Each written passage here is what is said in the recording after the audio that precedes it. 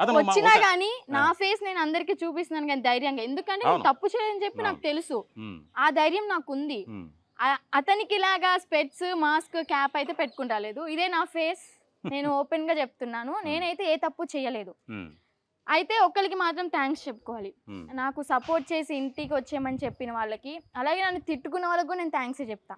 ఎందుకంటే మీరు తిట్టడం వల్లే నాకు తల్లిదండ్రుల విలువ తెలిసింది, రావాలని నాకు అర్థమైంది. సో అందరికి నేను ఎవ్వరికి తప్పని చెప్పను, నన్ను తిట్టుకున్న వాళ్ళకి కూడా మీ అందరికి చాలా థ్యాంక్స్. ఈరోజు అతను మాట్లాడినటువంటి ఒక ఛానల్కి ఇచ్చినటువంటి ఇంటర్వ్యూలో అసలు శ్రీవర్షిని నాకెవరో తెలియదు, నాకు ఫోన్ చేస్తే దాని సంగతి చూస్తా అని మాట్లాడుతున్నాడు. సంగతి కాదు, సీన్ లేదు అని చెప్పి అన్నారు. అదే సీన్ నేను తొందరలో చూపిస్తాను, సీన్ ఉందా లేదా అని చెప్పని త్వరలోనే చూపిస్తాను మీకు. ఏం చేయబోతున్నావు? ఏం చేయాలో అది చేస్తాను అంతే, అది కూడా ఒక ట్విస్టే మీకు. అంతేనా? అంతే.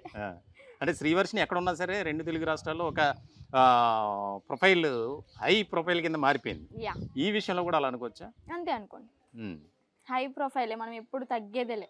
అంటే పిచ్చి పిచ్చి డైలాగులన్నీ వేస్తారు కదా, తగ్గేదేలే అలాంటివన్నీ డైలాగులు, అది నేను వేస్తున్నాను ఇప్పుడు. ఈ విషయంలో అస్సలు తగ్గేదేలే. అయితే ఒకటి, ఇప్పుడు మ్యారేజ్ జరిగింది, చేసుకున్నాడు, బలవంతంగా చేసుకున్నాడు, ఇబ్బంది పెట్టాడు.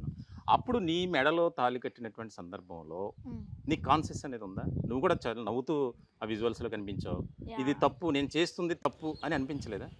అప్పుడు ఆ టైంలో నాకు తప్పు అనిపించలేదు, ఎందుకంటే తన మాటల్లోనే నేను ఉన్నాను కాబట్టి, తను చెప్పిందే నేను నమ్ముకుంటూ వచ్చాను. ఎందుకంటే నేను నమ్మి వెళ్ళాను కాబట్టి, తను చెప్పిన ఏ మాట అయినా సరే నాకు ముత్యం లాంటిదే ఆ టైంలో.